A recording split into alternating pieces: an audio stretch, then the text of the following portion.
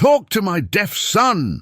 The arrogant millionaire mocked the shy waitress, but what she said next left everyone in stunned silence. Tell us your city below, then enjoy the story and subscribe for more. Trust me, the ending will leave you speechless. Chapter 1. The late afternoon sun filtered through the tall windows of the Sterling Room, casting long golden beams across the polished marble floors. Amanda Clark moved between the tables with practiced efficiency, her notepad tucked into the pocket of her crisp white apron, her dark hair pulled back into a neat ponytail that swayed gently with each step. She had worked at this upscale restaurant for nearly 3 years now, long enough to recognize the regulars, to know their preferences, to anticipate their needs before they even voice them, but long enough, too, to recognize trouble when it walked through the door. She was refilling water glasses at table 7 when she heard the maitre d's overly enthusiastic greeting near the entrance.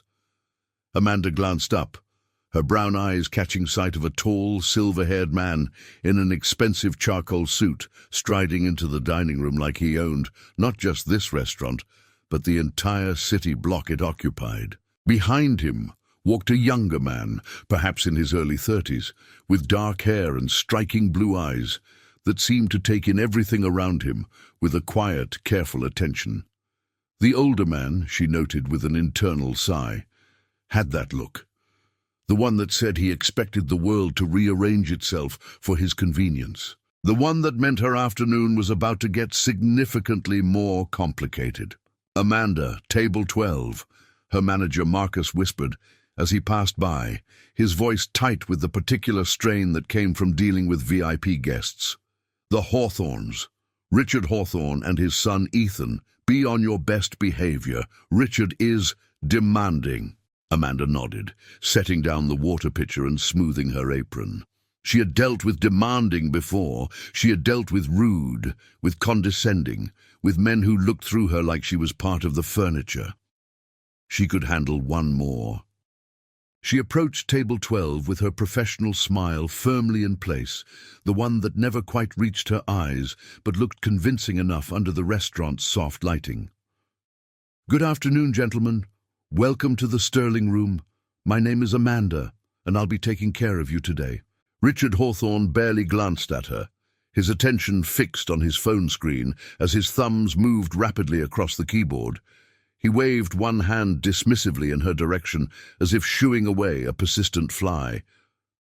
"We'll start with the 2015 Chateau Margaux, 2 glasses, and bring the appetizer menu. Quickly, please, we don't have all day." Amanda's smile didn't waver, though something cold settled in her chest. "Of course, sir. I'll be right back with that." She turned to leave, but a hand reached out and gently touched her wrist. Startled, she looked down to find Ethan Hawthorne looking up at her with an apologetic expression. His lips moved, forming words she couldn't quite catch, and then he did something that made her freeze completely. He signed. His hands moved with fluid grace, forming shapes and gestures that she recognized immediately. "I'm sorry about my father," his hands said, the movements clear and deliberate. "He's having a difficult day. Please don't take it personally." For a moment, Amanda could only stare. Then, almost without thinking, her own hands began to move, responding in the same silent language. "It's okay," she signed back, her movements smaller, more hesitant than his. "I understand." Ethan's eyes widened, and a genuine smile broke across his face, transforming his rather serious expression into something warm and almost boyish. "You sign?"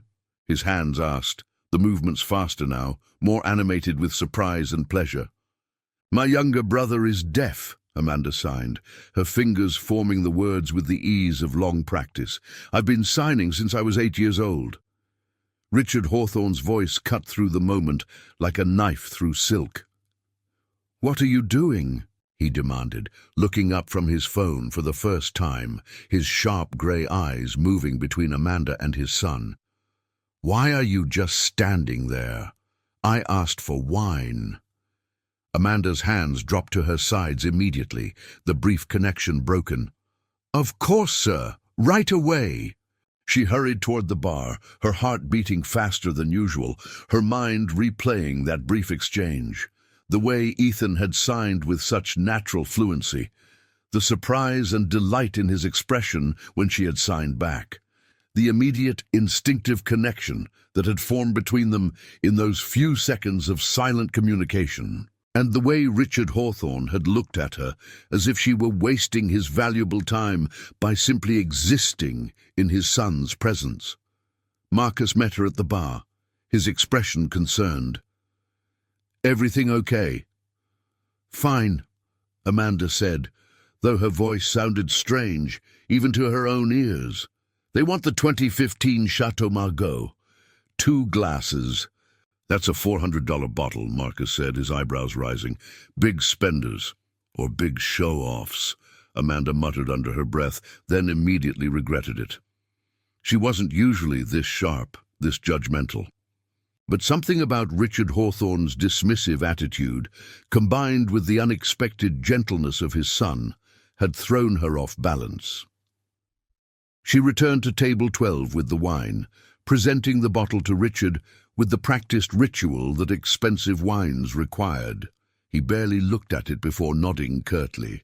She poured carefully, the deep red liquid flowing into the crystal glasses, and set one before each man. Richard took a sip, made a non-committal sound, and returned his attention to his phone.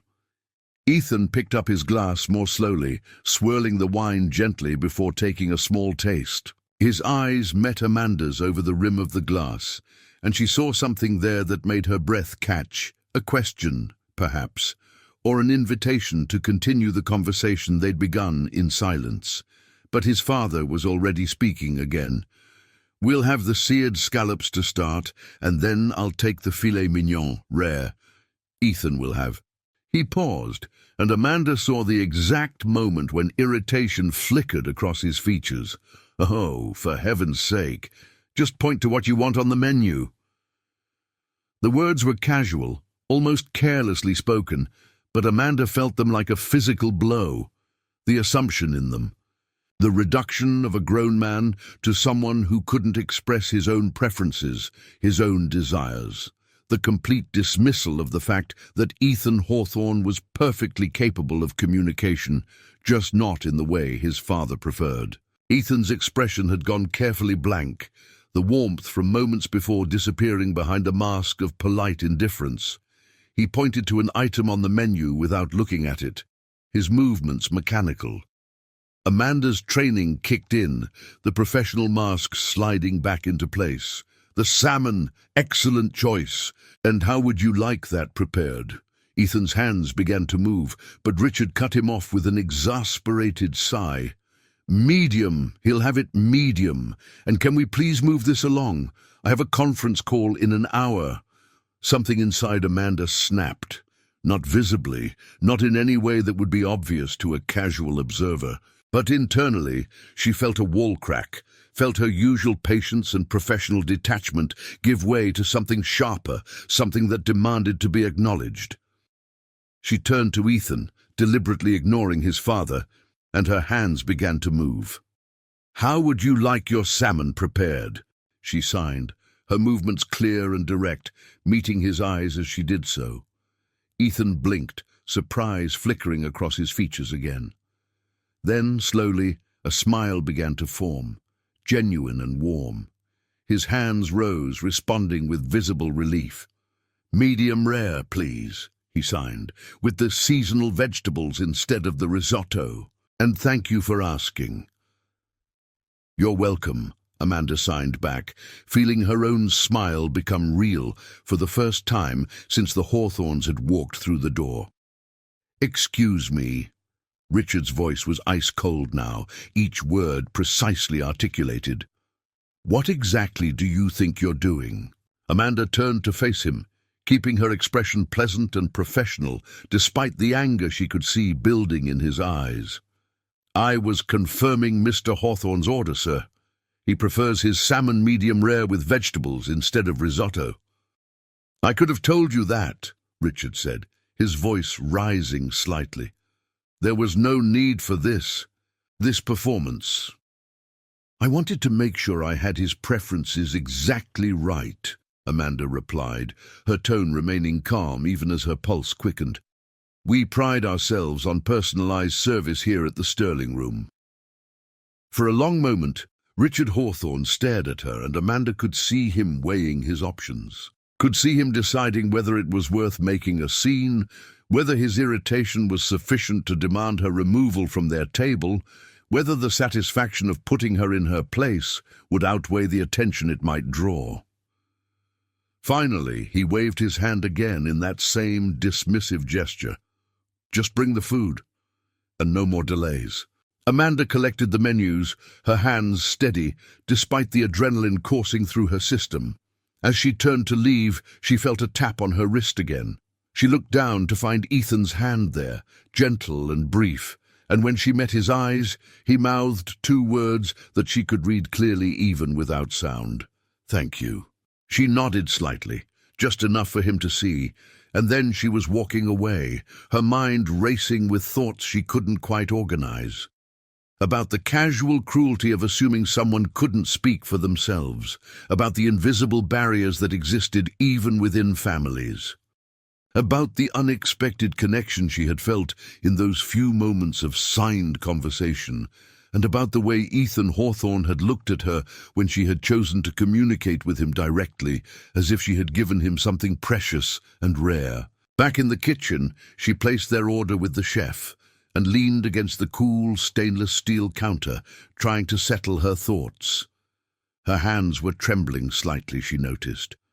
Not from fear, exactly, but from the force of emotion she had been holding back. She thought of her brother David, now 19 and away at Gallaudet University, living fully in the deaf community, thriving in ways that their parents had once feared might be impossible. She thought of all the times she had watched people talk around him, about him, as if he weren't there, as if his deafness meant he was somehow less capable of understanding, less worthy of direct engagement, as if the method of communication mattered more than the person trying to communicate.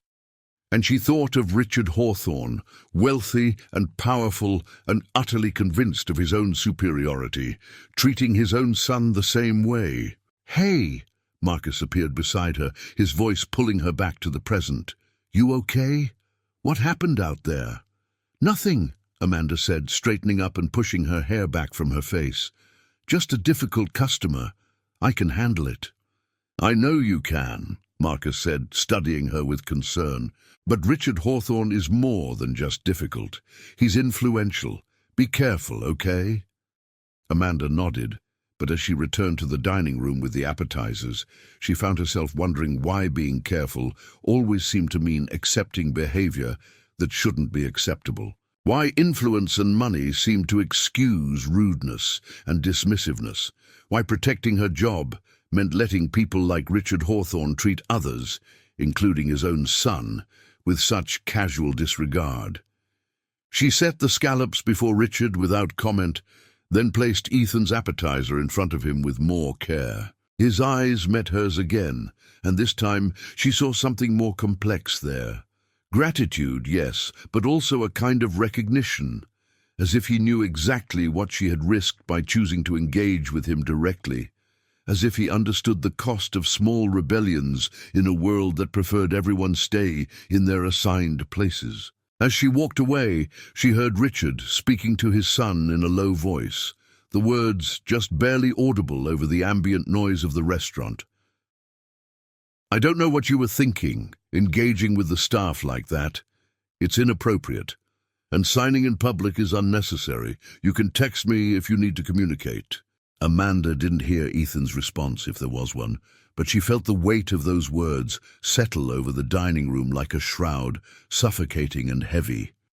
And she found herself wondering, not for the first time, how many people moved through the world carrying such weights, such casual cruelties from the people who were supposed to love them most. The rest of the afternoon passed in a blur of professional service. She brought their entrees, refilled their wine glasses, offered dessert menus. Richard barely acknowledged her presence, except to issue crisp instructions. But Ethan watched her, she noticed. Whenever she approached their table, his attention would shift to her, his blue eyes following her movements with an intensity that should have made her uncomfortable, but somehow didn't. When they were finally ready to leave, Richard pulled out a black credit card without looking at the check, signing the receipt with a flourish. He stood, straightening his already immaculate suit jacket, and walked toward the exit without waiting for his son. Ethan rose more slowly, and as he passed Amanda's station near the bar, he paused. His hands moved quickly, the signs precise and full of meaning. "You made my day better," he signed. "Thank you for seeing me, really seeing me." Before Amanda could respond, before she could even process the depth of emotion in those simple signs, he was gone, following his father out into the afternoon sunlight. She stood there for a long moment, aware that other diners needed her attention, that there were tables to clear and orders to take and 100 small tasks that made up her working day. But for just a few seconds, she let herself feel the full impact of what had just happened. The brief connection with someone who understood what it meant to be dismissed, to be overlooked, to be treated as less than simply because of how you communicated. And the strange, unsettling awareness that she very much wanted to see Ethan Hawthorne again. Marcus appeared at her elbow, holding the receipt. "Holy hell," he said, his voice full of disbelief. "Look at this tip!" Amanda took the slip of paper, her eyes widening. Richard Hawthorne had left a 30% tip, far more generous than his behavior had suggested he was capable of being. But as she looked more closely, she saw that someone had written something in the margin, the handwriting different from the harsh scrawl of Richard's signature. Small, careful letters spelled out a message. "Thank you for everything. You made a difference. E.H." And beneath it, a phone number. And before we continue, I'd love to know where you're watching from. Leave your city in the comments below, and if you're enjoying this story, please like and subscribe for more. Now, let's see what happens next. Chapter 2. Amanda stared at the phone number for so long that Marcus had to clear his throat twice before she noticed him standing beside her. The receipt felt like it weighed 1,000 pounds in her hand, those careful digits somehow representing something far more significant than just a means of contact. They represented a choice, a possibility, a door that had unexpectedly opened in the middle of an ordinary Tuesday afternoon. "What's wrong?" Marcus asked, his voice concerned. "Did he leave a bad tip after all that?" "No," Amanda said quickly, folding the receipt and tucking it into her apron pocket. "No, it's fine, everything's fine." But everything wasn't fine. Or rather, everything was fine in a way that felt distinctly unfine, if such a thing were possible, because Amanda Clark did not get phone numbers from customers. She had worked in restaurants since she was 18, putting herself through community college while supporting her family, and she'd learned early on that maintaining strict professional boundaries was essential. Customers flirted sometimes, sure, left their numbers on napkins or business cards with winking invitations. But she never called them, never even considered it. This felt different, though. This wasn't flirtation. This was... what? Gratitude, connection, the recognition of something shared between two people who understood what it meant to exist on the margins of the hearing world. She spent the rest of her shift in a distracted haze, going through the motions of service while her mind churned through possibilities and implications. By the time she clocked out at 6, her head was pounding with the effort of overthinking every detail of the past few hours. The evening air was cool against her face as she walked to her car, the sun setting behind the downtown buildings in streaks of orange and purple. She pulled out her phone, staring at the blank screen, her thumb hovering over the keyboard. Text him. Don't text him. Text him. Don't text him. The internal debate lasted the entire drive home to her small apartment in a converted building that had seen better decades. It lasted through her shower, through her dinner of leftover pasta, through her attempt to focus on the book she'd been trying to finish for weeks. Finally, at 9:30, she gave in. She typed carefully, deleting and rewriting the message 3 times before settling on something that felt appropriate. "Hi, this is Amanda from the Sterling Room. I wanted to thank you for your kind words today. It meant a lot." She hit send before she could overthink it further, then immediately regretted everything. Too formal, too distant. Too much like she was still in server mode, maintaining professional distance. Her phone buzzed less than a minute later. "I'm so glad you texted," the message read. "I wasn't sure if you would. Would you be willing to meet for coffee sometime? I'd love to talk with you properly, without my father interrupting every 5 seconds.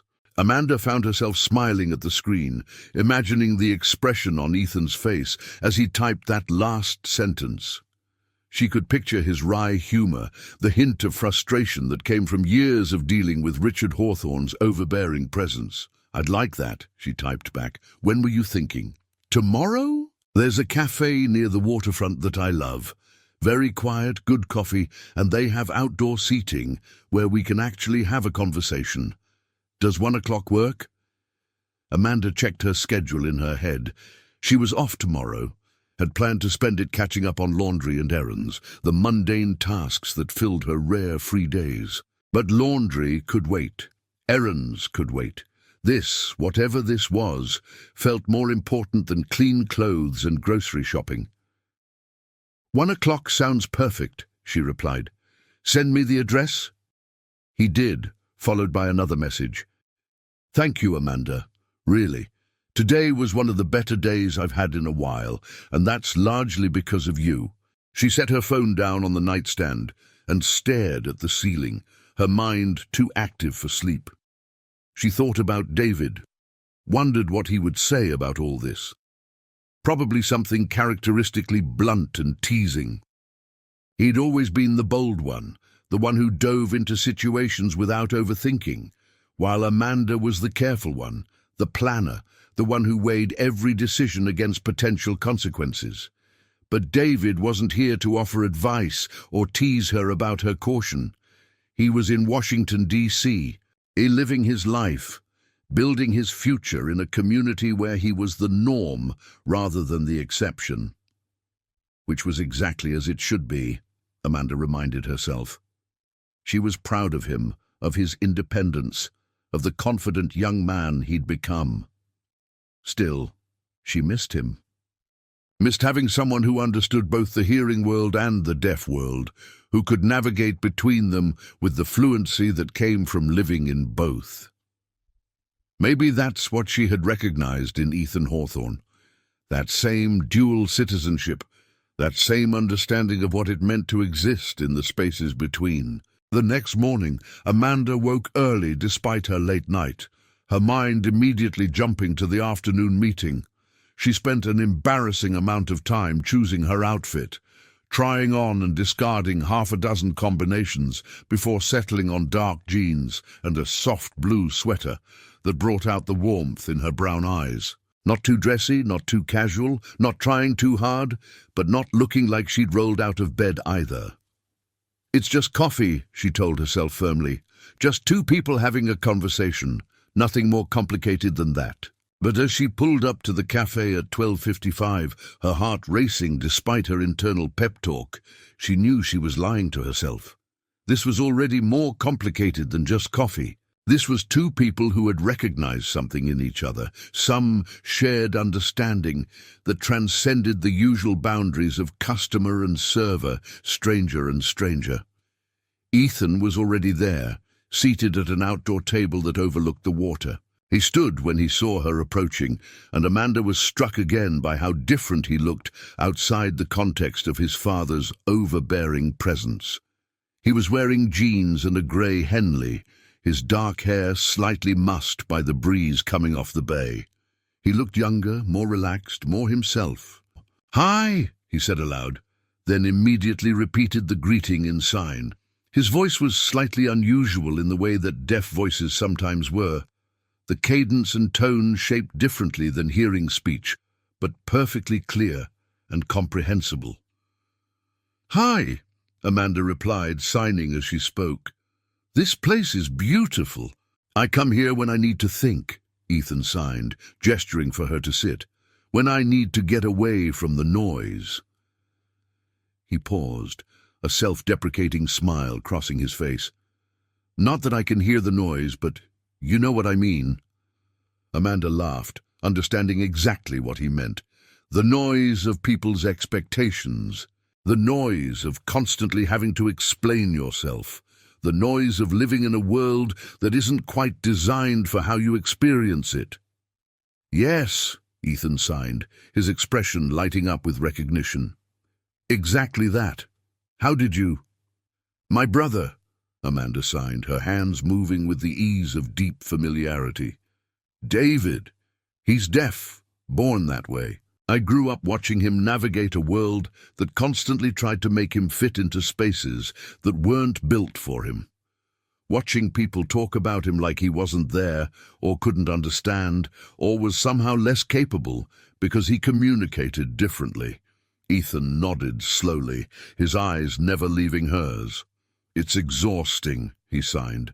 "Constantly proving yourself, constantly fighting to be seen as competent, as intelligent, as fully human. And the worst part is when it comes from family. When the people who are supposed to support you are the ones who see your deafness as a problem to be managed rather than just part of who you are." "Oni." His hands stilled for a moment, and Amanda saw a flicker of pain cross his features. She reached across the table instinctively, her fingers brushing his wrist in a gesture of comfort and understanding. "Your father," she signed quietly. "He doesn't understand, does he?" Ethan's laugh was bitter. "My father doesn't want to understand. He learned about 5 signs when I was diagnosed at 3 years old, and he's never bothered to learn anymore. He insists I learn to lip read, to use my voice, to pass as hearing as much as possible. He sees my deafness as an embarrassment, something to be minimized or hidden, especially in public, especially in professional contexts." "But you sign beautifully," Amanda said, her hands expressing the admiration she felt. "And you voice when you want to. You're fully bilingual, fully capable in both languages." "Try telling him that," Ethan signed, then paused as the waitress approached.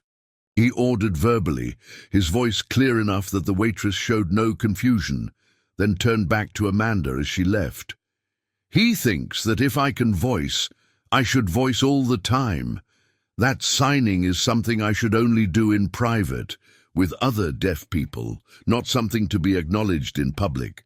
"That's not fair," Amanda signed, feeling anger rise on Ethan's behalf. "You shouldn't have to choose. You shouldn't have to hide part of how you communicate just to make other people comfortable." "No," Ethan agreed. "I shouldn't. But that's been my life for 32 years. Constantly code-switching, constantly adapting, constantly making myself smaller and more palatable to a hearing world that barely makes any accommodations for me." They talked for hours, the afternoon sun moving across the sky as their conversation ranged from the personal to the political, from the mundane details of their daily lives to the larger questions of identity and belonging. Ethan told her about growing up in a wealthy family where appearance and reputation mattered more than authenticity, where his deafness was seen as a mar on the family's perfect image. About business meetings where his father insisted on speaking for him, interpreting his signs through a lens of shame rather than simply relaying his words. Amanda told him about David, about the fierce advocacy their mother had learned out of necessity, about the school board meetings and the fights for interpreters and the constant battle to ensure her brother had the same opportunities as his hearing peers, about watching David find his community at Gallaudet, how he had blossomed once he was surrounded by people who signed as naturally as breathing. "I'm jealous," Ethan admitted, his signs slower now, more thoughtful. "Of your brother, of the community he found. I never had that." My father refused to send me to deaf schools, insisted I attend mainstream programs with minimal support. He wanted me to learn to function in the hearing world, but he never understood that he was essentially isolating me from both worlds. I wasn't fully part of the hearing world because I couldn't access it completely, and I wasn't part of the deaf community because I was never allowed to be. It's not too late, Amanda signed. There are communities here, events, social gatherings. You could find your people. Maybe, Ethan signed, though his expression suggested he wasn't entirely convinced. It's complicated when you're 32, and you've spent your entire life being told that being deaf is something to overcome rather than something to embrace. The sun was low on the horizon when they finally left the cafe, and Amanda realized with surprise that nearly 4 hours had passed. It had felt like minutes, like the easy flow of time that happened when you connected with someone on a fundamental level. They stood in the parking lot, neither quite ready to leave, both aware that something significant had shifted between them over coffee and conversation. "Can I see you again?" Ethan asked, both signing and voicing the words. "I know this is fast, and maybe it's presumptuous, but I really enjoyed talking with you today. You see me in a way that most people don't, and that's—" He trailed off, struggling to find the right signs for what he wanted to express. Amanda finished his thought for him, her hands moving gently. "Rare?" "Yes," Ethan signed, his face breaking into a relieved smile. "Exactly that. Rare." "I'd like to see you again," Amanda signed, meaning every word. "I'd like that very much." They made plans for dinner that Friday, exchanging phone numbers they technically already had, lingering in the parking lot until the sun had fully set and the streetlights flickered on around them. When Amanda finally drove home, she felt lighter than she had in months, as if something heavy she'd been carrying, without realizing it had been gently lifted from her shoulders. But 3 days later, when she showed up for her shift at the Sterling Room, she discovered that lightness had a cost. Marcus pulled her aside before she could even put on her apron, his expression grave in a way that made her stomach drop. "We need to talk," he said, gesturing toward the small office in the back. "In private." Amanda followed him, her mind racing through possibilities. Had she done something wrong, made a mistake with an order, offended a customer without realizing it? Marcus closed the door behind them and leaned against the desk, his arms crossed. "I got a call yesterday," he said without preamble, "from Richard Hawthorne. He's filing a formal complaint about your behavior during his visit earlier this week." Amanda felt the blood drain from her face. "What? What complaint?" "He says you were inappropriate with his son, that you engaged in unprofessional behavior, overstepped boundaries, and made them both uncomfortable with your," and I'm quoting here, "insistence on using sign language despite being repeatedly discouraged from doing so." "That's not what happened," Amanda said, her voice coming out sharper than she intended. "His son appreciated being able to communicate directly. He was grateful. He said so himself." "I believe you," Marcus said, holding up his hands. "But Richard Hawthorne is a very influential man. He sits on the board of the restaurant group that owns this place, and he's threatening to take this to corporate unless—" "Unless what?" Amanda asked, though she already knew the answer. "Unless we take disciplinary action, which, given that this is your first complaint, would normally just be a written warning. But Amanda—" Marcus ran his hand through his hair, looking genuinely distressed. "He's also suggesting that you've begun an inappropriate relationship with his son, that you're taking advantage of Ethan's—" these are his words, not mine— "vulnerability and isolation to pursue something personal." Amanda felt like she'd been slapped. "I'm not taking advantage of anyone. Ethan is a grown man who can make his own decisions about who he wants to spend time with." "I know that," Marcus said quietly. "But Richard Hawthorne doesn't see it that way.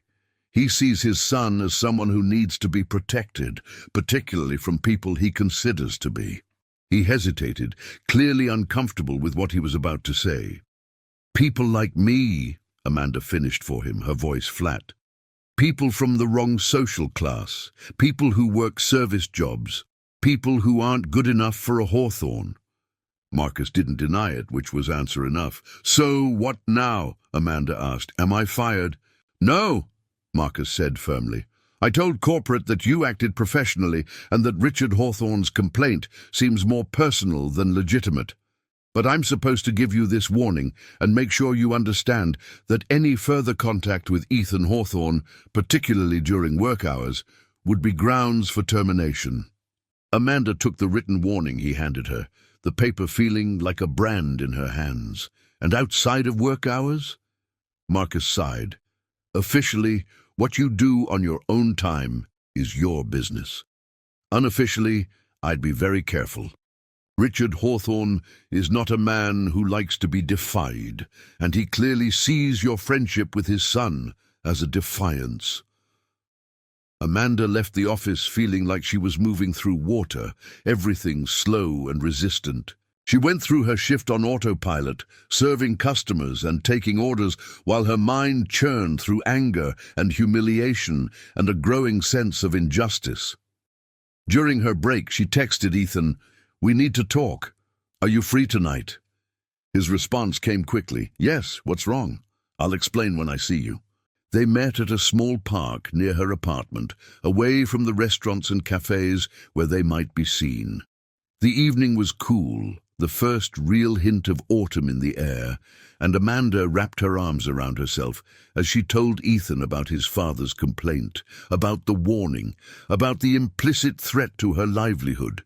Ethan's face went through several expressions as she spoke, shock giving way to anger, giving way to something that looked like defeated resignation. "I'm sorry," he signed, his movements heavy. "I'm so sorry. This is my fault." "It's not your fault," Amanda signed back firmly. "This is your father's fault, his need to control you, to decide who you can and can't have in your life. But it's affecting you," Ethan signed. "Your job, your reputation. I can't let you pay the price for his prejudice." There was something in the way he signed it, a finality that made Amanda's heart sink. "What are you saying?" Ethan looked away, his jaw tight. When he finally met her eyes again, his expression was carefully neutral. "Maybe we should stop seeing each other, at least for now, until things calm down." "Is that what you want?" Amanda asked, her hands moving slowly. "No," Ethan signed, the word emphatic.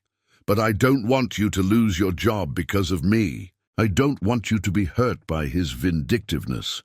"So he wins," Amanda signed, feeling anger rising in her chest. "He gets to decide who you spend time with, who you care about, how you live your life, just like he's always done." "It's not that simple," Ethan signed back, frustration evident in his movements. "Yes, it is," Amanda insisted. "He's trying to control you by threatening me. And if we give in, if we stop seeing each other because he said so, we're telling him that it works, that he can manipulate and threaten and get exactly what he wants." "But what's the alternative?" Ethan asked, his signs sharp with emotion. "You lose your job? You can't pay your rent? I can't ask you to sacrifice your livelihood for this, for us, when we've only known each other for a few days." Amanda wanted to argue, wanted to insist that it was worth it, that what they had was important enough to fight for. But she couldn't deny the truth in his words. She couldn't afford to lose her job. She had rent to pay, bills to cover, a life that didn't include a safety net of family wealth to fall back on. "So, what do we do?" she signed quietly. Ethan was quiet for a long moment, his expression thoughtful. Then his hands began to move, slowly at first, then with growing certainty. "We're careful. We don't see each other at the restaurant. We don't give him ammunition to use against you, but we don't stop seeing each other either. We don't let him win." "Your father isn't going to like that," Amanda signed. My father hasn't liked most of my choices for 32 years, Ethan signed back, a wry smile touching his lips.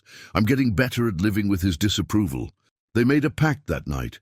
Sitting on a park bench as the stars came out overhead, they would be discreet, careful, mindful of the power dynamics that Richard Hawthorne wielded. But they wouldn't give up this connection they'd found, this rare understanding that felt too precious to sacrifice on the altar of one man's prejudice and control. It should have felt like a victory, Amanda thought as she drove home. It should have felt like defiance, like choosing authenticity over convenience. But instead, it felt like the beginning of a battle, one where the sides were uneven and the rules kept changing. And as she lay in bed that night, staring at the ceiling, she couldn't shake the feeling that Richard Hawthorne wasn't going to let this go easily. That this was only the first skirmish in a much longer war. Chapter 3. Over the next few weeks, Amanda and Ethan developed a rhythm, a careful choreography of secrecy that felt both thrilling and exhausting. They met in quiet places, neighborhoods where Richard Hawthorne's influence didn't extend, where they could simply be two people getting to know each other without the weight of scrutiny bearing down on them. Ethan took her to a small deaf community center one evening, a converted warehouse space filled with people signing animatedly, their conversations flowing in waves of movement and expression. Amanda watched in fascination as Ethan transformed in this space, his usual guardedness falling away as he signed with other deaf adults, laughing at jokes she couldn't quite follow, engaging in the kind of rapid, nuanced communication that went far beyond basic ASL vocabulary. "This is home," he signed to her during a break in the conversation, his expression more open and relaxed than she'd ever seen it. "This is what it feels like to not have to translate myself constantly, to just exist without explanation." "It's beautiful," Amanda signed back, meaning both the space and the people, and the way Ethan looked when he was fully himself, unfiltered by the expectations of a hearing world. She introduced him to her apartment, her small corner of the world that she'd carefully cultivated over years of budgeting and thrift store finds. It wasn't much compared to what he was used to, she knew, but Ethan moved through the space with genuine interest, examining her bookshelves, asking about the photos on her walls, sitting on her worn couch like it was the most comfortable piece of furniture he'd ever encountered. "I like it here," he signed, looking around with an expression that suggested he meant it. "It feels like you, warm and real and unpretentious." "Unlike your house?" Amanda teased gently. "Unlike my father's house," Ethan corrected, his signs precise. "I don't think of it as mine. I live there because it's expected, because leaving would cause a confrontation I'm not ready for, but it's never felt like home the way this does." They cooked dinner together that night, Amanda teaching him her mother's recipe for chicken parmesan, while Ethan told her stories about his childhood through a mixture of signs and gestures and the occasional voiced word. About the speech therapist who had drilled him for hours on pronunciation, trying to eliminate the deaf accent that marked his speech as different. About the birthday parties where he'd sat alone while the other kids played games he couldn't follow. About the loneliness of growing up in a world where everyone spoke a language he could only partially access, while the language that felt most natural to him was seen as something to be hidden or minimized. "Did you ever resent them?" Amanda asked as they ate, her signs visible in her peripheral vision. "Your parents, for not giving you access to the deaf community, to sign language as your first language." Ethan was quiet for a long moment. His fork paused halfway to his mouth. "Yes," he finally signed, setting down his utensil so both hands were free. "And no, and yes again. It's complicated. My mother tried, I think. She learned more signs than my father, tried to connect with me in ways he didn't, but she also deferred to him on all the big decisions. The schools I attended, the therapies I underwent, the expectations placed on me. She enabled his approach even when I think part of her knew it was wrong." "And your father?" Amanda asked, though she could guess the answer. "My father sees my deafness as a personal failure," Ethan signed, his movements sharp with old anger. His failure, initially, for having a son who wasn't perfect. And then my failure for not trying hard enough to overcome it, to be normal, to fit into his vision of what a Hawthorne should be. He's ashamed of me, though he'd never admit it that directly. But I can see it in the way he introduces me at business functions, always explaining my deafness before I even have a chance to speak. In the way he talks over me, speaks for me, makes decisions about my life without consulting me. "You're 32 years old," Amanda signed. "Why do you still let him?" It was a blunt question, maybe too blunt, but Ethan didn't seem offended. He smiled ruefully, shaking his head. "Because leaving means giving up the family business, the trust fund, the entire life I've known.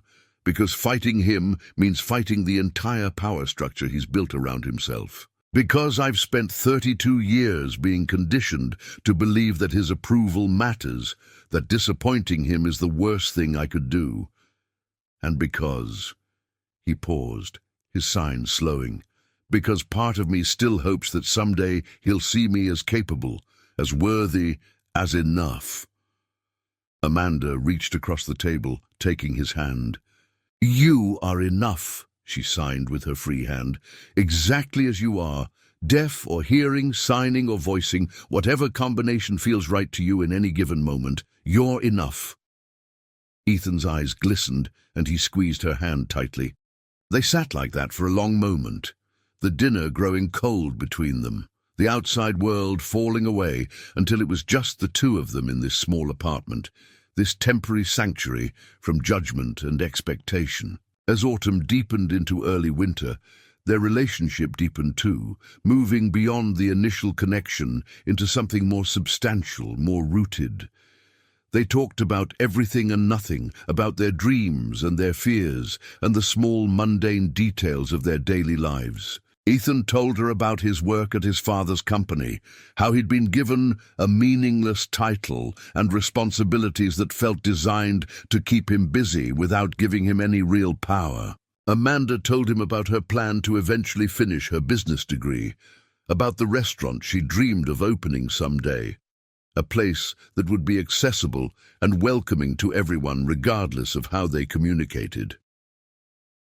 "I'd invest in that," Ethan signed, his expression serious. "When you're ready, I have money of my own from my grandmother. My father controls most of my inheritance, but she left me a trust that's independent of him. I'd be honored to help fund your dream." "I can't take your money," Amanda protested, but Ethan shook his head firmly. "It's not taking. It's investing in something worthwhile, in someone worthwhile." He paused, his neck sign slower, more vulnerable. "I'm falling in love with you, Amanda. I want to be part of your future, whatever that looks like." Amanda's breath caught. They'd been careful not to label what was happening between them, both aware that naming it might make it too real, too vulnerable to the forces working against them. But hearing him say it, seeing the signs form in the air between them, made something settle in her chest, something that felt like coming home. "I'm falling in love with you too," she signed back, and watched his face transform with joy. They kissed for the first time that night, a soft, hesitant meeting that quickly deepened into something more urgent. And later, wrapped in her sheets, as winter rain pattered against the windows, Amanda felt more content than she could remember feeling in years. But contentment, she was learning, was a fragile thing in the face of determined opposition. The first direct confrontation came on a Tuesday morning when Amanda arrived at work to find Richard Hawthorne waiting outside the Sterling room. He was leaning against his black Mercedes, his expression cold and calculated, and Amanda felt her stomach drop even before he began speaking. "Miss Clark," he said, his voice carrying the kind of authority that expected obedience. "I think it's time we had a conversation. A frank conversation." Amanda glanced toward the restaurant, calculating the distance to the door, but Richard stepped into her path. "This will only take a moment. unless you'd prefer to have this conversation inside, where your manager and co-workers might overhear." "What do you want?" Amanda asked, keeping her voice steady despite the anxiety coursing through her. "I want you to stop seeing my son," Richard said bluntly. "I want you to end whatever inappropriate relationship you've developed and to leave him alone." "It's not inappropriate," Amanda said, lifting her chin. "Ethan is an adult. He can make his own decisions about who he spends time with." "Can he?" Richard asked, his eyebrows rising. "Because, from where I stand, it looks like you've taken advantage of a vulnerable, isolated man who doesn't have many people in his life who communicate the way he does. It looks like you've seen an opportunity, a way to potentially access wealth and status far beyond your station, and you've pursued it deliberately." "That's not true," Amanda said, anger sparking hot in her chest. "I care about Ethan. I care about him as a person, not as a bank account or a social connection." "Everyone says that," Richard replied dismissively. "Everyone claims their intentions are pure when they're reaching above their station. But I've been around long enough to recognize opportunism when I see it, and I'm willing to make you an offer to end this cleanly." He pulled an envelope from his jacket pocket, holding it out to her. $50,000, more than you'd make in a year at this restaurant. All you have to do is leave my son alone and sign an NDA agreeing not to discuss your relationship with him publicly." Amanda stared at the envelope like it was a snake. "You think you can buy me off? You think I'm that easily dismissed?" "I think everyone has a price," Richard said calmly. "And I think $50,000 is a very generous price for a few weeks of companionship." "I'm not taking your money," Amanda said, her voice shaking with fury. "And I'm not ending my relationship with Ethan just because you've decided it's inconvenient for your image or your plans." Richard's expression hardened. "Then you've made a choice, and I hope you're prepared for the consequences, because I promise you, Miss Clark, I have far more resources at my disposal than you do. I can make your life very difficult if you insist on pursuing this path." "Is that a threat?" Amanda asked. "It's a reality," Richard replied. "Your job, your reputation, your future prospects, all of it can be influenced by a man like me. I sit on boards, I know people, I have connections throughout this city. One word from me and doors start closing. Opportunities disappear. Your little dream of opening a restaurant. Good luck getting funding or permits or health department approval when I've made it known that you're someone to avoid." Amanda felt cold spreading through her chest, but she forced herself to meet his eyes. "You can try to intimidate me all you want, Mr. Hawthorne, but I'm not the one you should be worried about, because sooner or later Ethan is going to wake up and realize that having a father who tries to control every aspect of his life isn't love. It's abuse. And when that happens, when he finally stands up to you, all your money and influence won't be able to buy back his respect or his affection." For just a moment she saw something flicker in Richard Hawthorne's eyes. Surprise, maybe, or possibly even a flash of recognition. But it was gone as quickly as it appeared, replaced by cold anger. "You have no idea what you're talking about," he said, his voice low and dangerous. "Ethan is my son. I've spent 32 years protecting him, providing for him, ensuring he has every opportunity despite his disability. Don't presume to lecture me about love or parenting." "Protecting him?" Amanda repeated, incredulous. "You're suffocating him. You're so busy trying to make him fit your vision of who he should be that you can't see who he actually is. He's brilliant and kind and capable of so much more than you give him credit for. But you'll never know that because you're too busy speaking for him, deciding for him, treating him like a child who needs to be managed instead of an adult who deserves respect." Richard's jaw tightened. "This conversation is over. But mark my words, Miss Clark, one way or another this relationship will end. And the longer you drag it out, the more painful that ending will be." He got into his car and drove away, leaving Amanda standing on the sidewalk with her hands shaking and her heart racing. She made it through her shift on autopilot, her mind replaying the conversation, analyzing every word and implication. That evening, she told Ethan everything. They were at his apartment, a sleek modern space in a high-rise building that felt as impersonal as a hotel room. He listened without interrupting, his expression growing darker as she recounted his father's threats and ultimatums. "I'm sorry," he signed when she finished, his movements heavy. "I'm so sorry he's putting you through this. I should have anticipated it, should have known he wouldn't just let this go." "What do we do?" Amanda asked. "Because he's serious, Ethan.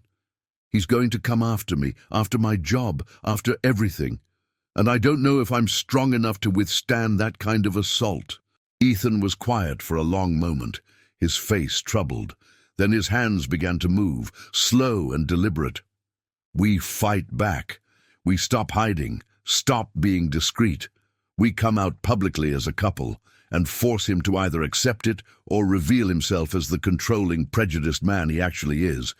That's easy to say when you have family wealth to fall back on," Amanda said, then immediately regretted the sharpness in her signs. "I'm sorry. I'm scared. I'm scared of losing everything I've worked for, scared of what he can do with his influence." "Don't apologize," Ethan signed. "You're right to be scared, but I'm scared too. I'm scared of losing you, of letting my father win again, of spending the rest of my life under his thumb.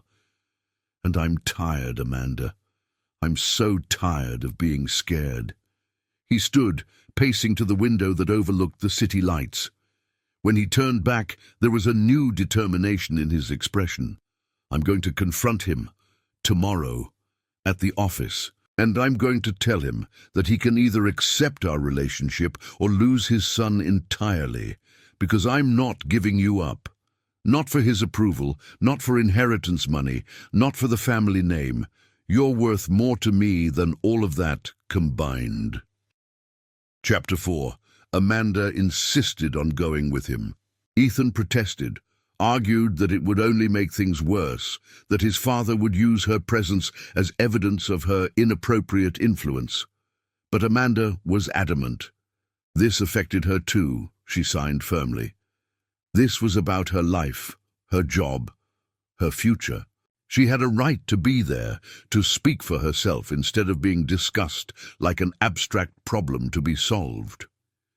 They arrived at Hawthorne Industries at 9 in the morning, a towering glass building that seemed designed to intimidate with its scale and modernity. Amanda felt small, walking through the marble lobby, acutely aware of her simple dress and worn leather bag, in an environment where everyone else looked polished and expensive. Ethan's hand found hers as they rode the elevator to the executive floor, his fingers warm and reassuring. "Are you sure about this?"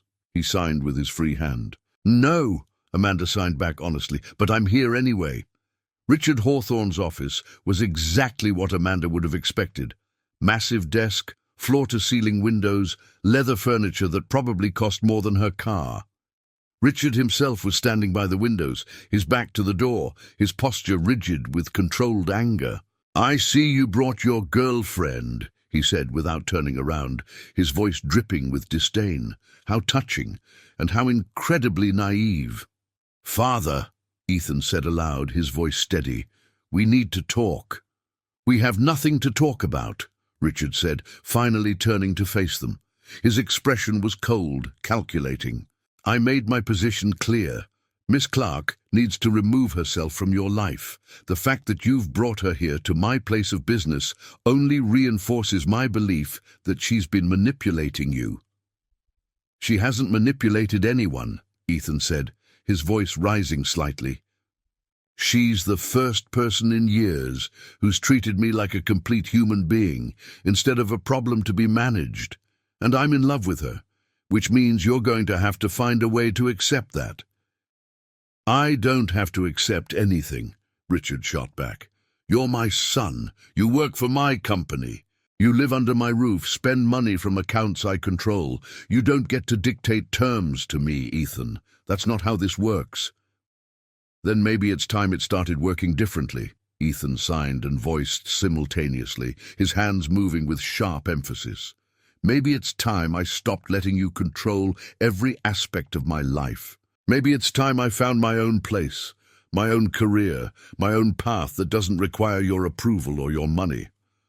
For the first time since they'd entered the office, Richard looked genuinely surprised. You're threatening to leave? To throw away everything you have here, everything I've built for you, for a waitress you've known for a few weeks? Don't talk about her like that, Ethan said, his voice dangerous.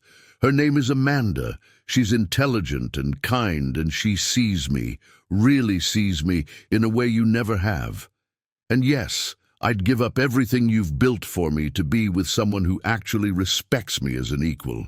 Respect? Richard laughed, the sound harsh and bitter. You want to talk about respect? I've spent your entire life fighting for you, Ethan, fighting with schools to accommodate your disability, fighting with doctors to find treatments, fighting with businesses to hire you despite the communication barriers. I've done everything in my power to give you a normal life, to help you succeed despite your limitations. And this is how you repay me, by choosing a gold digger over your own family. I'm not a gold digger, Amanda said, her voice cutting through the tension. Both men turned to look at her, and she forced herself to meet Richard's gaze. I don't want Ethan's money. I don't want access to your world or your connections. I want Ethan, the person, not the bank account. And if you can't understand the difference, that says far more about you than it does about me. Richard's eyes narrowed. You're very articulate for someone in your position. Tell me, Miss Clark, what exactly do you think you're offering my son? What kind of future can you provide? A struggling waitress with community college education and no prospects. You think love is enough to build a life on? I think respect is, Amanda replied, keeping her voice steady despite the anger churning in her stomach. I think being seen and valued for who you are matters more than money or status. I think Ethan deserves a partner who communicates with him in his language, who doesn't see his deafness as a disability to be overcome, but as a different way of experiencing the world. And I think he deserves a father who loves him enough to let him make his own choices, even if those choices don't align with what you wanted for him. How dare you, Richard said, his voice low and furious. How dare you stand in my office and lecture me about how to parent my own son? You know nothing about what it's been like raising a deaf child in a hearing world. You know nothing about the sacrifices I've made, the doors I've had to force open, the constant vigilance required to ensure he wasn't left behind or taken advantage of. I know what my mother went through, Amanda said quietly, raising my deaf brother. Fighting those same battles, making those same sacrifices. But you know what she never did? She never made David feel like his deafness was something to be ashamed of. She never spoke for him when he was perfectly capable of speaking for himself. She never tried to control who he loved or how he lived his life. She fought for his opportunities, but she let him make his own choices. That's the difference between protection and control, Mr. Hawthorne, and right now you're so deep into controlling Ethan that you can't even see how much you're hurting him. The office fell silent. Richard stared at Amanda, his expression shifting through several emotions too quickly to identify. Ethan stood beside her, his hand squeezing hers tightly, his other hand clenched at his side. Finally, Richard spoke, his voice carefully controlled. Get out. Both of you. Get out of my office and get out of my building. Ethan, when you're ready to come to your senses, when you're ready to acknowledge how thoroughly this woman has deceived you, you know where to find me. Until then, consider yourself on unpaid leave from the company. And Miss Clark, consider our previous conversation to be your only warning. If you continue this relationship, I will use every resource at my disposal to destroy any future you might have in this city. Father, Ethan began, but Richard held up his hand. We're done here. Security will escort you out if necessary. They left without another word, Amanda's legs shaking as they walked back through the pristine lobby and out into the morning sunlight. They didn't speak until they were several blocks away, sitting in a small park, the sounds of the city swirling around them. "I'm sorry," Ethan signed, his movements slow and heavy. "I shouldn't have let him talk to you that way. I should have defended you more strongly." "You did defend me," Amanda signed back. "You stood up to him. That took courage." "It didn't change anything," Ethan signed. "He's not going to accept this. He's going to follow through on his threats." "So what do we do?" Amanda asked. Ethan was quiet for a long moment, his gaze distant. Then his hands began to move, slowly at first, then with growing certainty. "I'm moving out, today. I'm going to pack what I need and find my own apartment. I have access to my grandmother's trust, enough to live on until I can find new work. And I'm going to start connecting with the deaf community more seriously, building the support network I should have had years ago." "That's a big change," Amanda signed carefully. "Are you sure you're ready for that?" "No," Ethan admitted, "but I'm sure I can't keep living the way I have been. Under his thumb, constantly seeking approval I'm never going to receive. You were right about what you said in there. He doesn't want to protect me. He wants to control me, and I'm done being controlled." Indeed, they spent the rest of the day helping Ethan pack, filling boxes with clothes and books and the few personal items he wanted from his father's house. His mother came home while they were working, a slim woman with graying blonde hair and worried eyes. She signed a greeting to Ethan, her movements hesitant and unpracticed, then spoke to Amanda. "You're the waitress," she said, not unkindly. "The one Richard is so upset about." "I'm Amanda," Amanda replied. "And yes, I suppose I am." Margaret Hawthorne studied her for a moment, then glanced at her son, who was in his bedroom gathering more belongings. "He's happy when he talks about you. I haven't seen him this animated in years. That matters for something." "But," Amanda prompted, hearing the word that Margaret hadn't spoken. "But Richard is my husband," Margaret said quietly, "and he's not going to forgive this easily. He sees Ethan's deafness as his fault somehow, like he failed to produce a perfect heir. Every choice he's made has been about compensating for that perceived failure. And now you've come along and highlighted all the ways his approach was wrong. He can't accept that without accepting that he's damaged his relationship with his son irreparably." "So he's going to keep fighting," Amanda said. He's going to keep fighting," Margaret confirmed. "And I love my son, Miss Clark. But I've also spent 35 years learning to navigate my husband's moods and expectations. I can't openly support Ethan's choice without jeopardizing my own position. I'm sorry, but that's the reality of my situation." It wasn't enough, Amanda thought. It wasn't anywhere near enough. But she understood, in a way, the complicated dynamics of a marriage built on power imbalances and unspoken compromises. Margaret Hawthorne was a victim of Richard's need for control too, just in a different way. They finished packing by late afternoon, loading boxes into a rental truck that Ethan had arranged. Margaret hugged her son goodbye, whispering something Amanda couldn't hear, her eyes glistening with unshed tears. Then they were driving away from the mansion, away from the life Ethan had known for 32 years, towards something uncertain and frightening and potentially liberating. Ethan's new apartment was small, a one-bedroom in a building that was clean but decidedly middle-class. Amanda helped him unpack, arranging his books on shelves, hanging clothes in the closet, trying to make the space feel like home. When they finally collapsed on his new couch, exhausted and surrounded by half-empty boxes, Ethan pulled her close. "Thank you," he signed against her shoulder, "for being brave enough to stand up to him with me, for not running when things got difficult." "I'm terrified," Amanda admitted, "of what he's going to do, of how this is going to affect both of us." "Me too," Ethan signed. but less terrified than I was of spending the rest of my life under his control.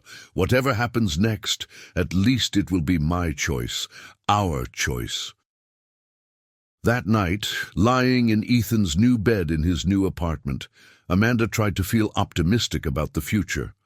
Tried to believe that love and courage would be enough to withstand Richard Hawthorne's influence. But she couldn't shake the feeling that the real battle was still ahead of them, that what had happened so far was just the opening salvo in a much longer war. And 3 days later, when Marcus called her into his office with an expression of genuine regret, she discovered just how right she'd been to be afraid. "I'm sorry, Amanda," he said, not meeting her eyes. "Corporate called this morning. They're letting you go. Effective immediately." "What?" Amanda felt like the ground had dropped out from under her. "Why? I haven't done anything wrong. My performance reviews have all been excellent." "It's not about your performance," Marcus said heavily. "It's about the complaint from Richard Hawthorne. He's escalated it to the corporate board, provided additional evidence of inappropriate behavior, and essentially given them an ultimatum: fire you or lose his business and influence.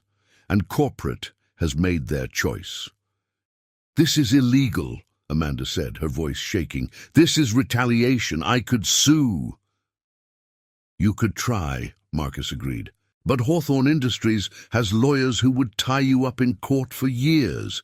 And in the meantime, with Richard Hawthorne's recommendation against you, you'd struggle to find work anywhere in the restaurant industry in this city." "I'm sorry, Amanda. I really am. But you're up against power and money that most people can't fight." Amanda cleaned out her locker in a daze, collected her final paycheck, and walked out of the Sterling room for the last time.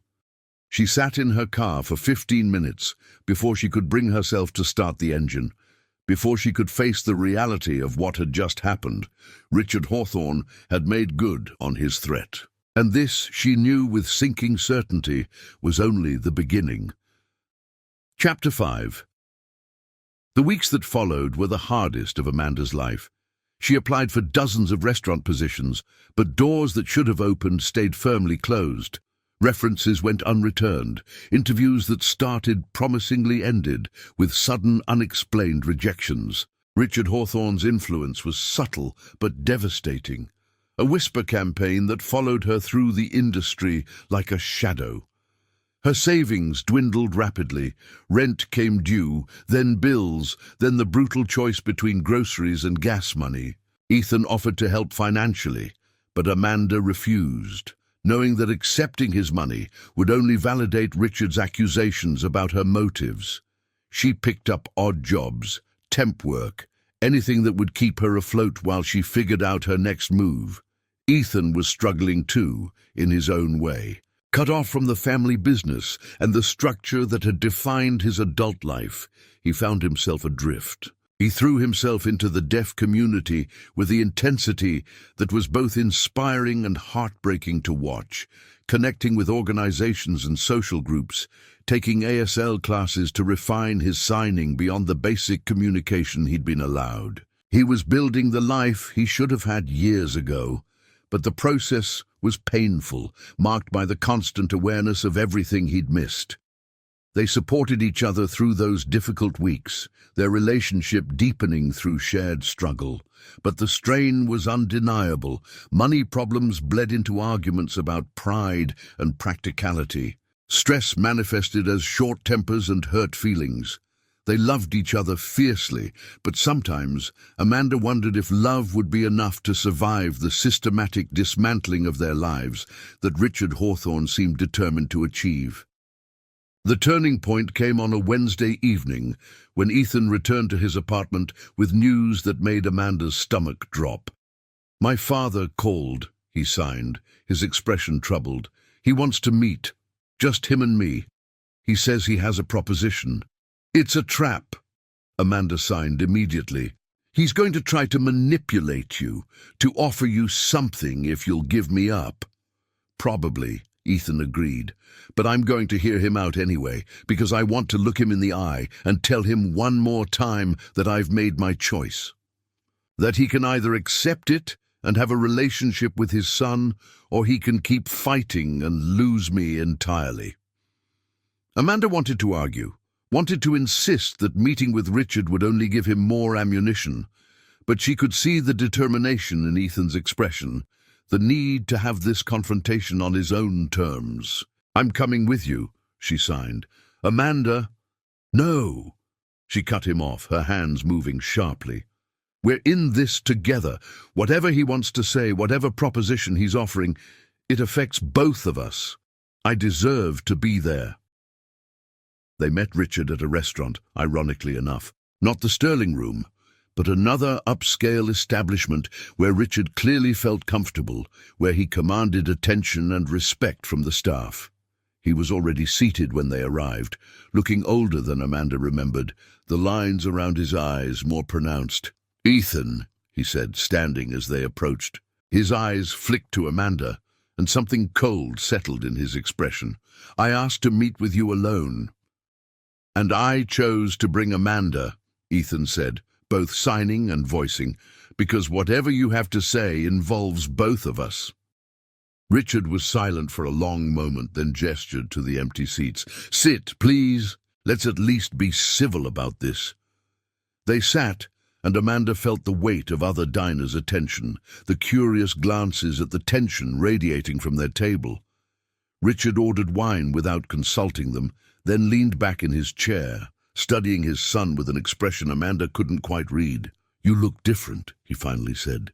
"Happier, maybe, or just more defiant. I'm not sure which." "Maybe both," Ethan signed and voiced. "What did you want to talk about, Father?"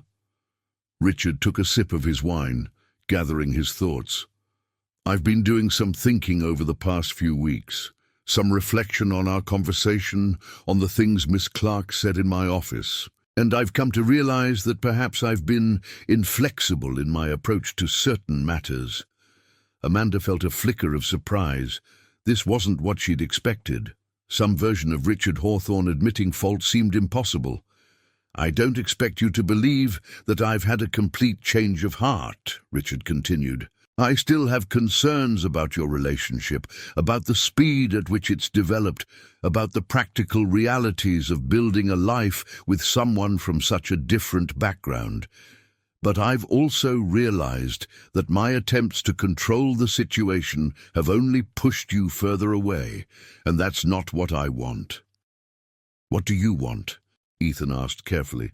"I want my son back," Richard said, and for the first time Amanda heard genuine emotion in his voice. "I want to have a relationship with you that isn't defined entirely by conflict and control. And if that means accepting choices I wouldn't have made myself, then perhaps that's what I need to do." "You're saying you accept, Amanda?" Ethan signed slowly, disbelief evident in his movements.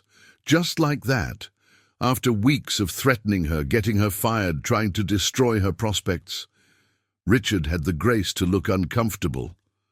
"I'm saying I'm willing to try, to get to know her properly, without preconceptions or prejudices, to see what you see in her. And if you don't—" Amanda spoke for the first time, her voice quiet but firm. "If you try and still decide I'm not good enough for your son, what then?" Richard met her eyes, and she saw something there that looked almost like respect. "Then at least I'll have tried. At least I'll have given Ethan the courtesy of making his own choices without my interference." "And her job?" Ethan demanded. "The blacklisting, the systematic destruction of her career opportunities. How do you plan to fix that?" "I've already started," Richard said. "I've contacted the corporate office at the Sterling Room, explained that there was a misunderstanding, that Miss Clark's termination was based on incomplete information. They're willing to rehire her with back pay and a formal apology. And I've reached out to my contacts in the industry, clarified that any negative information they may have heard about her character was incorrect." Amanda felt tears pricking her eyes, a mixture of relief and lingering anger. You can't just snap your fingers and undo the damage you've caused. The stress, the financial hardship, the feeling of being hunted everywhere I turned. You can't fix that with a few phone calls and an apology. No, Richard agreed quietly. I can't. And I'm sorry. Genuinely, deeply sorry for the pain I've caused both of you. I told myself I was protecting my son, but the truth is, I was protecting my own ego, my own vision of how things should be, and in the process, I nearly destroyed my relationship with the person who matters most to me. The waiter approached to take their order, but Richard waved him away. The tension at the table was palpable. All three of them sitting with the weight of everything that had been said and everything that remained unspoken. I need to know this is real, Ethan signed, his movements slow and heavy. I need to know you're not just saying what you think I want to hear, that you're not going to accept Amanda publicly while undermining her privately. Because if this is another manipulation, another attempt to control me through different means, I'm done. We're done. Father and son, business relationship, everything. I can't keep giving you chances to hurt me. It's real, Richard said, and his voice cracked slightly. I'm terrified, if I'm being honest. Terrified of losing control, of watching you build a life I don't understand, of becoming irrelevant to you. But I'm more terrified of losing you entirely, so I'm choosing to trust you. To trust your judgment, your choices, even when they're not the choices I would make. He turned to Amanda, and the look in his eyes was complex, layers of emotion she couldn't fully pass. I don't know if we'll ever have a warm relationship, Miss Clark. I don't know if I'll ever fully understand what my son sees in you, but I'm willing to try. And I'm asking humbly for the chance to prove that I can change, that I can be better than I've been. Amanda looked at Ethan, saw the hope and fear warring in his expression. This was what he'd wanted, she realized. Not just acceptance of their relationship, but acknowledgement from his father, recognition of his autonomy, the validation he'd been seeking his entire life. But was it real? Could Richard Hawthorne truly change? Or was this just a more sophisticated form of manipulation, a strategic retreat designed to bring Ethan back under his influence through kindness instead of control? I want to believe you, Amanda said finally. I want to believe that people can change, that you can look past your prejudices and see me as more than just a threat to your plans. But you've hurt me. You've hurt Ethan. And trust isn't something that can be rebuilt with words. It has to be demonstrated through consistent action over time. I understand, Richard said, and I'm prepared to demonstrate, starting with this. He pulled an envelope from his jacket pocket, sliding it across the table to Ethan. Your position at Hawthorne Industries is yours if you want it back. But not the meaningless title I gave you before. A real role, with real responsibilities, reporting directly to me. I want to train you to eventually take over the company, if that's something you're interested in. And if it's not, if you want to pursue something else entirely, I'll support that too. Financially and otherwise. Ethan stared at the envelope without touching it. And if I want Amanda involved in my professional life, if I want to bring her to company events, introduce her as my partner, include her in business discussions, then you do that, Richard said, with my full support. I won't pretend to understand everything about your relationship, but I'll respect it, publicly and privately. The conversation continued for another hour, hashing out details and boundaries, establishing the terms of this tentative peace. Richard asked questions about Amanda's background, her plans, her dreams for the future. Some of his questions felt intrusive, but others seemed genuinely curious, as if he were actually trying to understand who she was beyond his preconceptions. When they finally left the restaurant, stepping out into the cool evening air, Amanda felt exhausted and cautiously hopeful. Ethan took her hand, squeezing gently. Do you think he meant it? He signed with his free hand. Do you think he can actually change? I don't know, Amanda signed honestly, but I think we have to give him the chance. For your sake, if nothing else. You deserve the opportunity to have a relationship with your father, if that's possible. What about you? Ethan asked. Do you want a relationship with him? Amanda considered the question carefully. I want you to be happy. I want you to have a family that supports you and sees your worth. If Richard can become that person, if he can truly change his perspective and behavior, then I'm willing to try. But I'm going to be cautious. I'm going to watch his actions, not just listen to his words. And if he reverts to his old patterns, if this turns out to be manipulation rather than genuine change, I'm going to protect us both. They walked in silence for a while, processing everything that had happened. The city lights reflected off the windows of closed shops, and somewhere in the distance, sirens wailed. Normal sounds, normal sights, the world continuing on, despite the seismic shift in their personal lives. I love you, Ethan signed, stopping in the middle of the sidewalk to face her fully. Whatever happens with my father, whatever the future holds, that's the one thing I'm completely certain about. I love you. I love you too, Amanda signed back and kissed him gently in the glow of the streetlights. But as they continued walking, heading back to Ethan's apartment, Amanda couldn't quite shake the lingering doubt. Richard Hawthorne had spent 32 years being one kind of father. Could he really transform into something different? Could a lifetime of controlling behavior and prejudiced assumptions be overcome with a few weeks of reflection? She wanted to believe it. For Ethan's sake, for the possibility of a future without constant conflict, she desperately wanted to believe it. But only time would tell if Richard Hawthorne's change of heart was genuine or just another calculated move in a much longer game. Chapter 6. Time, it turned out, was exactly what they needed.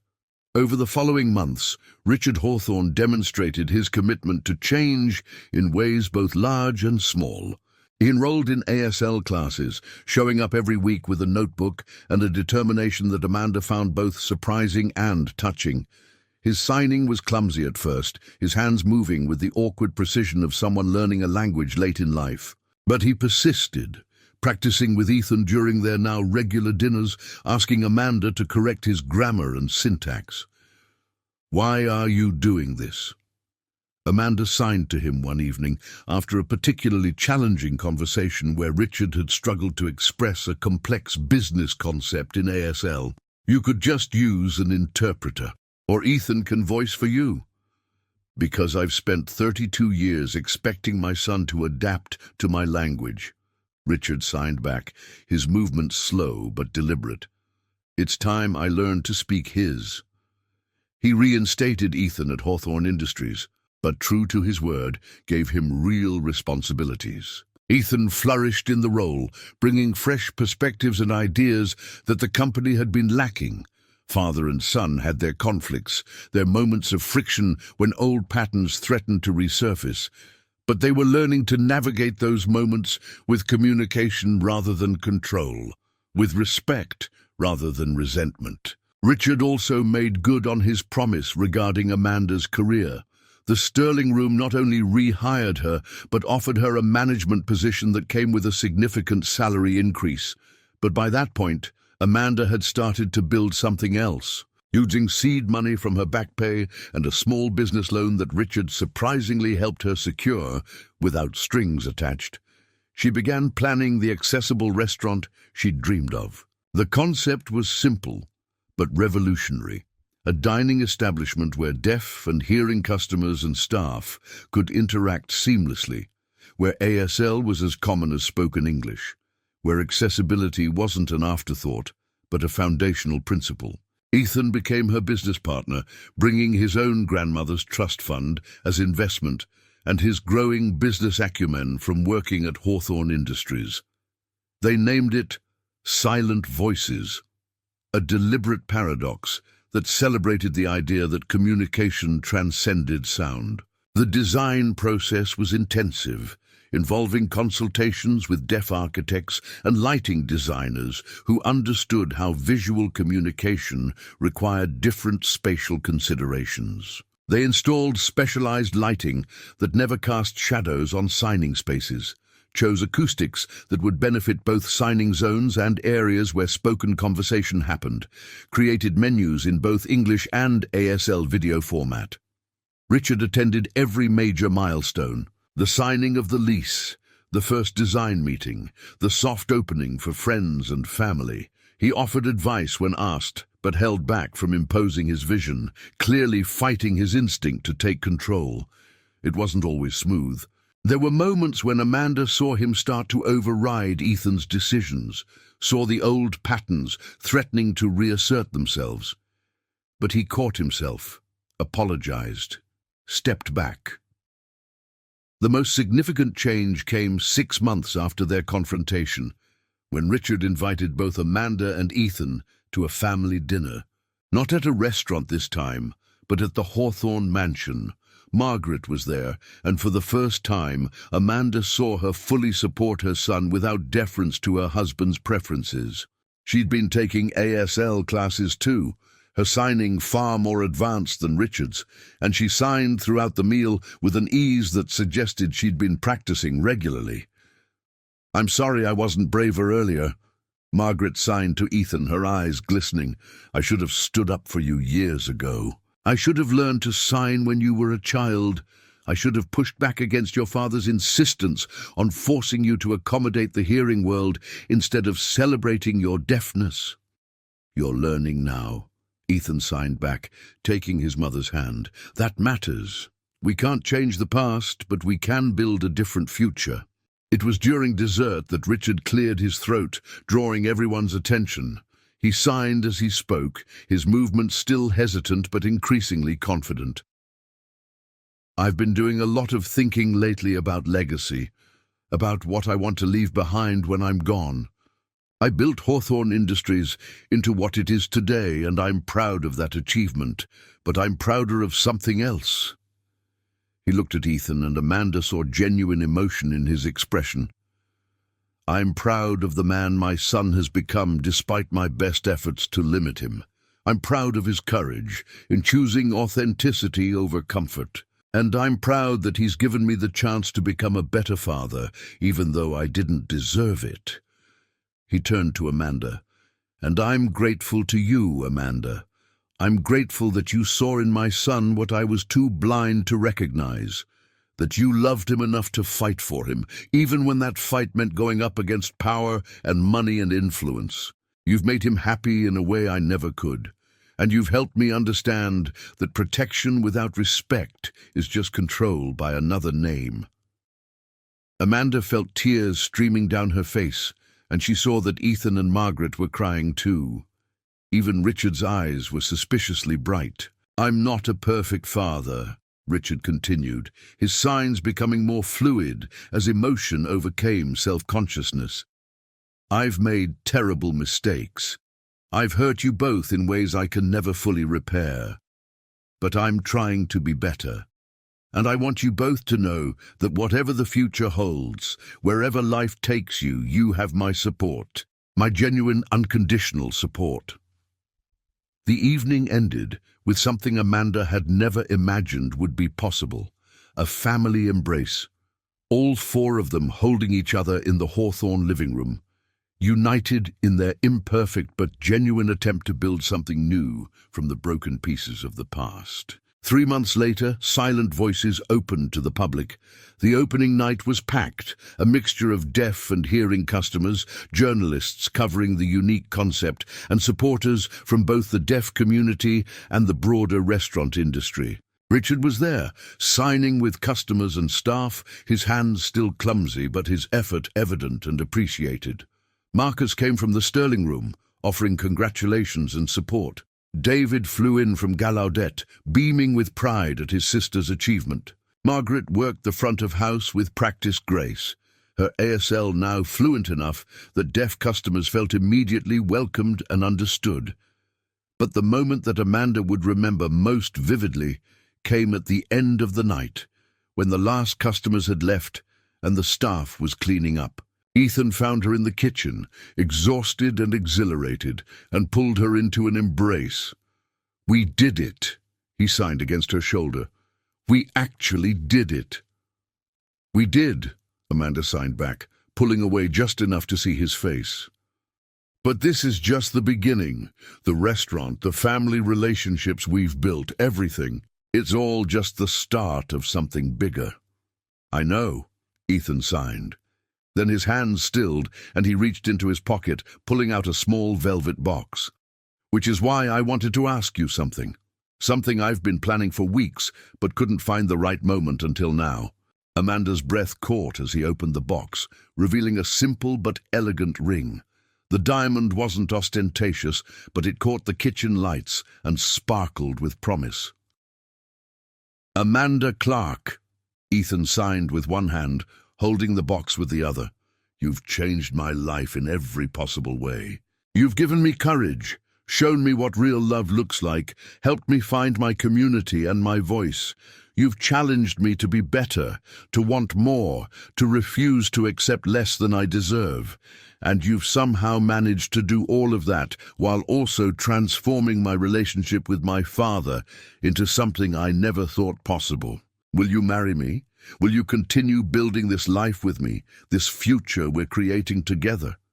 Amanda was crying again, but these were tears of pure joy. She signed yes with trembling hands, then repeated it verbally for good measure. Yes, 1,000 times yes. He slipped the ring onto her finger, and they stood in the kitchen of their restaurant, surrounded by the physical manifestation of their shared dream, and kissed with the kind of deep certainty that comes from surviving challenges together. The kitchen door swung open, and Richard appeared, stopping short when he saw them. "I'm sorry, I didn't mean to interrupt. I was just checking if you needed any help with cleanup." "She said yes," Ethan signed, his face radiant with happiness. Richard's expression cycled through surprise, joy, and something that looked like relief. "Congratulations," he signed, then spoke.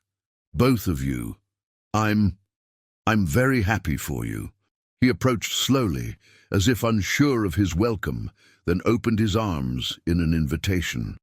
Amanda and Ethan moved into the embrace, and for a moment the three of them stood together in the quiet kitchen, bound by love and forgiveness, and the hard-won understanding that people could change if they were willing to do the work. "Thank you," Richard signed when they pulled apart, his movements sure despite the tears on his face. "Thank you for teaching me how to be a better father, a better man. Thank you for giving me a second chance I didn't deserve." "Everyone deserves the chance to change," Amanda signed back, "as long as they're willing to put in the effort. And you have, Richard. You've shown up, done the work, made real changes. That matters." The wedding took place 6 months later, a unique ceremony that celebrated both deaf and hearing cultures. They had 2 officiants, one voicing and one signing simultaneously, ensuring that everyone present could fully participate. David served as Amanda's man of honor, signing a toast that made everyone laugh and cry. Richard gave a speech that he'd practiced for weeks, signing it perfectly while also voicing for the hearing guests who didn't know ASL. "I spent 32 years believing that my son's deafness was something to overcome," Richard signed and voiced, his hands moving with the fluency of someone who had truly committed to the language. "I was wrong. His deafness isn't a deficit or a disability. It's a different way of experiencing the world, one that comes with its own language, its own culture, its own beauty. And I'm grateful that Amanda helped me see that. Helped me understand that the problem was never Ethan's deafness. It was my inability to accept and celebrate it." He raised his glass, his eyes moving between his son and his new daughter-in-law. "To Amanda and Ethan, may your marriage be built on the foundation you've already established: mutual respect, genuine communication, and the courage to fight for what matters. And may you both forgive an old man for taking far too long to learn what should have been obvious from the beginning, that love means accepting people as they are, not as you wish they would be.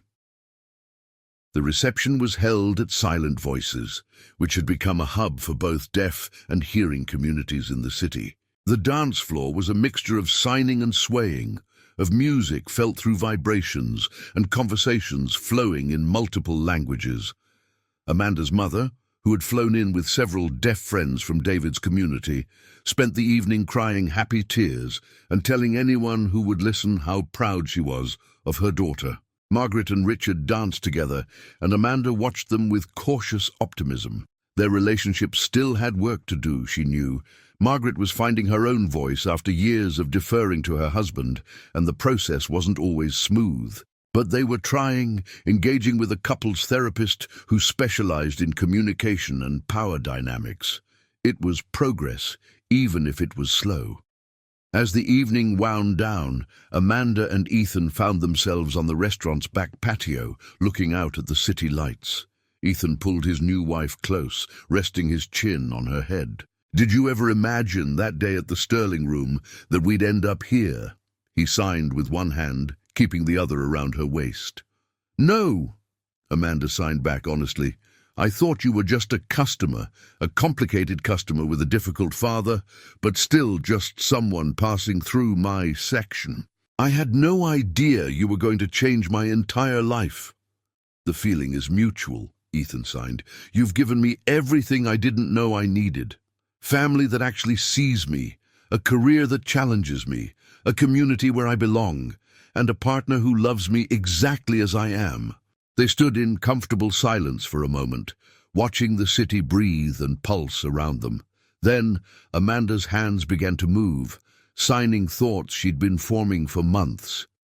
"Your father asked me something recently. He wanted to know if I'd truly forgiven him for what he did, or if I was just pretending for your sake. And I had to really think about my answer." "What did you tell him?" Ethan asked. "I told him that forgiveness isn't a single moment. It's a process, a series of choices you make over and over again. I chose to give him the opportunity to prove he'd changed. He chose to do the work. And every day I choose to recognize that work and acknowledge his growth. That's not pretending, that's healing." She paused, gathering her thoughts. "He hurt me. He tried to destroy my life because I didn't fit his vision of who you should be with. That's not something I'll ever forget. But I can choose not to let it define our relationship going forward. I can choose to see the man he's becoming rather than just the man he was. And I think that's what forgiveness looks like in real life. Not forgetting, but choosing not to let past hurt prevent future relationship." "You're wise," Ethan signed, kissing her forehead. "Wiser than I am. I still struggle with anger sometimes, with resentment over all the years I lost to his control." "That's allowed," Amanda signed. "You're allowed to feel all of that, and he knows it. That's part of his growth too, accepting that he doesn't get to control when or how you process what he did. He just has to keep showing up and being better." The patio door opened, and several of their friends spilled out, signing and laughing about something that had happened on the dance floor. David appeared at Amanda's side, slinging an arm around her shoulders. "Married life looks good on you," he signed with his free hand. "You're glowing. It's disgusting how happy you look." Amanda laughed and shoved him playfully. "Jealous?" "Extremely," David signed with exaggerated drama. "When do I get my fairy tale romance with a rich deaf guy who has family drama?" "Hopefully with slightly less family drama," Amanda signed back. "I don't recommend the father tries to destroy your livelihood part of the love story." "But you made it through," David signed, his expression turning serious. "You fought for what mattered, and you won. I'm proud of you, sis, really proud." As the night finally drew to a close, as guests departed with hugs and promises to visit Silent Voices again soon, Amanda found herself back in the kitchen with Ethan. They were alone, surrounded by the detritus of a successful celebration, exhausted but content. "Ready to start our life together?" Ethan signed, pulling her close. We already started it, Amanda signed back. Months ago, when you left your number on that receipt. When I chose to text you despite all the good reasons not to. When we both decided that this connection, this understanding we found in each other, was worth fighting for. Then ready to continue it? Ethan amended, smiling. Yes, Amanda signed, meaning it with every fiber of her being. Ready to continue building something beautiful, something authentic, something that celebrates who we are rather than who anyone else thinks we should be. They turned off the lights in silent voices and walked out into the night together. Behind them stood the restaurant they'd built, the community they'd fostered, the relationships they'd healed and strengthened. Ahead of them stretched a future full of possibility. Challenges, certainly, but also joy and growth and the kind of deep partnership that comes from truly seeing and being seen by another person. Ethan took Amanda's hand, lacing their fingers together, and they walked toward their car and their future. And in that simple gesture, in the warm press of palm against palm, was everything they'd fought for. Connection, understanding, love that transcended differences and celebrated them, and the freedom to be exactly who they were meant to be. Together, they stepped into their future, ready for whatever came next.